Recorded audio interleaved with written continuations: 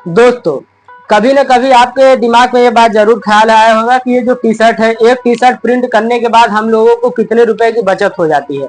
तो दोस्तों, अगर आप बचत जानना चाहते हैं तो उसके पहले आपको कुछ और भी चीजें जानना होगा।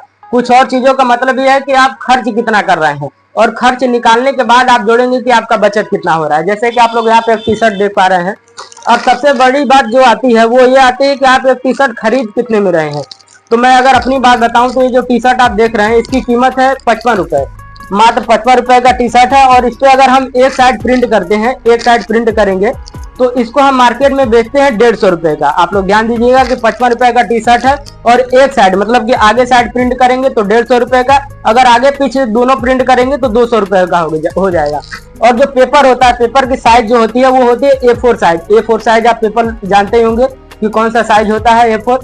तो A4 साइज का पेपर अगर हम एक प्रिंट करते हैं टी शर्ट पे तो उसका 50 रुपए लगता है। अगर दो प्रिंट करेंगे तो उसका 100 रुपए लगेगा।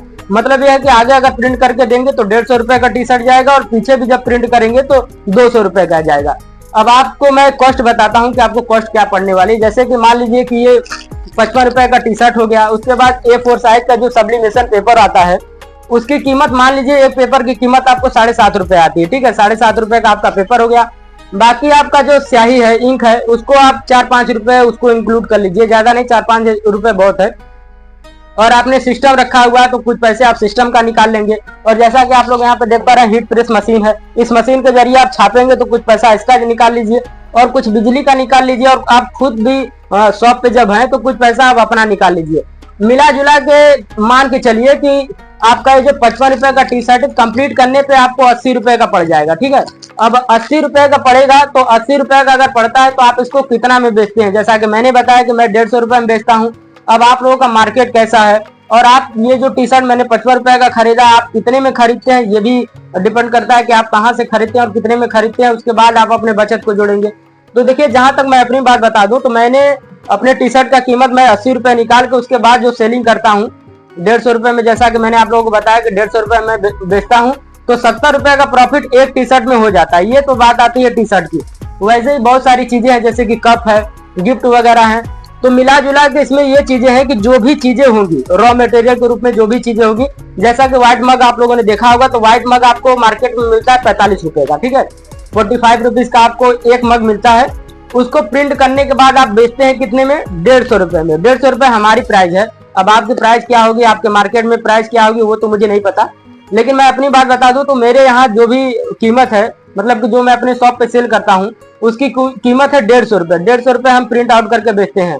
और जो उस पर पेपर लगता है, आप मान के चलिए कि जो A4 साइज का पेपर होता है उसमें आप 3 कप निकाल सकते हैं। 3 कप नहीं निकालेंगे तो 2 कप आप आराम से निकाल लेंगे। उसके बाद भी कुछ पेज बचेगा। तो उस पर अगर पेज की बात की जाए तो पेज का जो प्राइस है वो और भी कम हो जाएगा।